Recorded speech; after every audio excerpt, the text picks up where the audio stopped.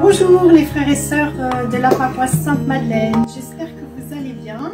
Profitons-en, nous aussi. Patience en ce temps de confinement. Et je viens vous proposer aujourd'hui un petit atelier créativité spirituelle. C'est pour nous préparer à la semaine sainte. Alors en quoi cela consiste? Ça serait que chacun dans les familles ou chacun chez soi, même s'il est tout seul, puisse réaliser son cierge pascal. Parce qu'un cierge pascal, c'est quand même quelque chose de merveilleux quand on va à la vigile pascale, cette lumière du Christ ressuscité qu'on proclame et qui est là. Et pour qu'on puisse tous s'unir en communion, je vous propose que chacun puisse le réaliser. Qu'est-ce que ça peut donner? Ça peut donner ça, ou quelque chose qui ressemble. Voilà, un cierge tout simple, avec une bougie qu'on a chez soi. Alors, qu'est-ce qu'il faut mettre quand on veut réaliser un cierge pascal? Il y a quelques symboles à respecter.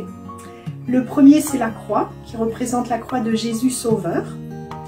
Le second, c'est l'alpha et l'oméga, qui nous rappelle que le Seigneur est le début et la fin, comme c'est dit dans l'Apocalypse. Le troisième, c'est l'année 2020. On nous rappelle que c'est aujourd'hui qu'on fête le Christ ressuscité, aujourd'hui vivant, mais qu'on s'inscrit dans le temps et que c'est le même Christ hier, aujourd'hui et demain et pour l'éternité.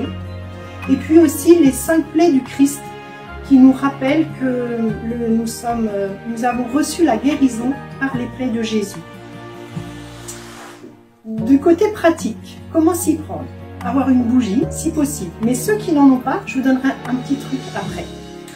Et puis choisir un motif. Une fois qu'on a les symboles importants, on peut trouver une décoration, rajouter quelques motifs, faire que ça soit le plus joli possible. Et comme je sais qu'il y a beaucoup d'artistes dans la paroisse, voilà, la liberté à la créativité. Une fois qu'on a choisi son motif, on peut le tracer sur la bougie. Et le tracer plutôt avec une pointe ou avec un crayon très pointu qui va creuser un petit peu dans la bougie, qui va nous permettre de mieux appliquer la peinture si on veut peindre.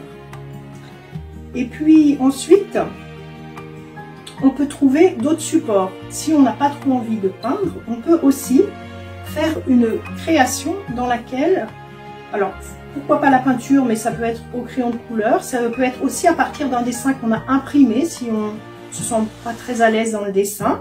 Il ne faut pas que ça limite personne, hein, cette créativité, dans laquelle on va enfiler notre cierge ou notre bougie selon ce qu'on a à la maison. Peut-être que parmi vous, il y en a qui n'ont pas de bougie, qui ont peut-être des petits lumignons ou juste des bougies très fines. Et bien pas de problème, avec un support déjà fabriqué comme ça, on peut mettre un verre dans lequel on met un lumignon ou une bougie toute droite. Voilà, l'essentiel est d'avoir tous ces symboles qui vont vous rappeler que nous sommes vraiment unis par cette mort et cette résurrection du Christ. Donc à vos pinceaux, à vos crayons, tout ce qui peut vous aider à faire de belles choses en famille ou chacun chez soi.